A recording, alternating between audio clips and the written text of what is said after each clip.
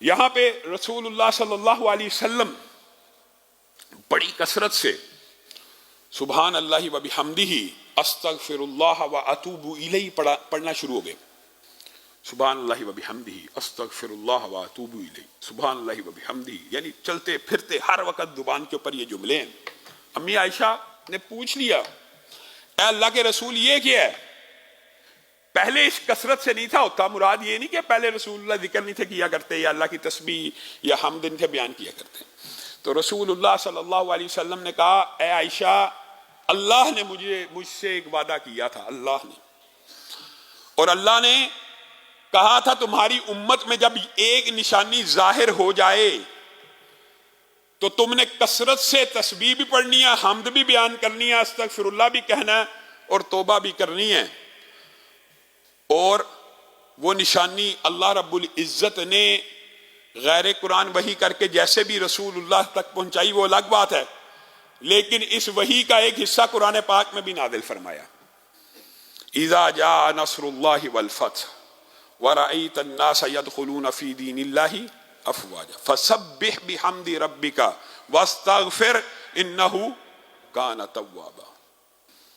یہ وہ صورت ہے جس کے اندر اللہ رب العزت نے رسول اللہ کو حکم دیا کہ جب تم دیکھو یہ جو نشانی کا ذکر حدیث میں موجود ہے، اس کی ٹرانسلیشن قرآن کی آیت میں موجود ہے، جب تم دیکھو کہ لوگ اللہ کے دین میں غول در غول، جوگ در جوگ، فوج در فوج داخل ہو رہے ہیں، فسبح بحمد ربک، تو پھر اللہ رب العزت کی تسبیح بھی بیان کر اور اس کی حمد بھی بیان کر اور توبہ بھی کر. اللہ کے رسول کو توبہ کرنے کی ضرورت آئی تھی، لیکن اللہ کے رسول کو حکم دیا جا رہا ہے استغفر اللہ بھی کر. تو رسول اللہ ایسے تابعدار نبی ہیں کہ اللہ رب العزت نے جو 4 الفاظ اس صورت میں نازل کیے رسول اللہ کی زبان پہ جاری ہو گئے، سبحان اللہ و بحمدہ استغفر اللہ و اتوب الیہ. کیسی پیروی ہے، ایک لفظ بھی نہیں چھوڑا کہ کہیں اللہ کا جو حکم آ گیا اس کے اندر ذرہ برابر بھی. یہ اطاعت ہوتی ہے، یہ فرما برداری ہوتی ہے کہ رسول اللہ صلی اللہ علیہ وسلم نے پورا وظیفہ بنا لیا کہ جو اللہ نے صورت میں حکم دیا. اور یہی وہ صورت ہے جس کے آ جانے کے بعد ایک اور واقعہ وہ بھی آپ کے سامنے رکھیں گے، لیکن آپ بتائیں کہ وہ تبلیغ آپ کے ذہن میں کیا بات آتی ہے؟ وہ تبلیغ جو رسول اللہ صلی اللہ علیہ وسلم 20 سال سے کر رہے ہیں، اس کا وہ نتیجہ ظاہری طور پہ اتنا تیز رس نہ نکلا جتنا فتح مکہ کے بعد تبلیغ کا نتیجہ نکلا. اس کی کیا وجہ ہو سکتی ہے؟ اس کی بہت بڑی وجہ محدثین مفسرین نے یہ لکھی ہے. بنیادی طور پہ عرب کے سارے قبیلے بیت اللہ کا احترام کیا کرتے تھے اور بیت اللہ کو ایک مقدس جگہ سمجھا کرتے تھے، اور آپس میں ڈسکشن رسول اللہ کی تبلیغ کے دوران کیا کرتے تھے کہ اس کو اور اس کی قوم کو چھوڑ دو، اگر یہ اپنی قوم کے اوپر غالب آ گیا تو یہ سچا نبی ہوگا. بعض لوگوں کا عرب قبیلوں میں یہ پہلے سے بات مشہور اور ٹریول تھی. اور دوسرا موقف عرب قبیلوں کا کیا تھا؟ وہ یہ تھا جس کی وجہ سے اچانک آپ سوچتے ہوں گے فتح مکہ پہ 10,000 تھے، 3 سال کے اندر 1.25 لاکھ کیسے کراس کر گئے؟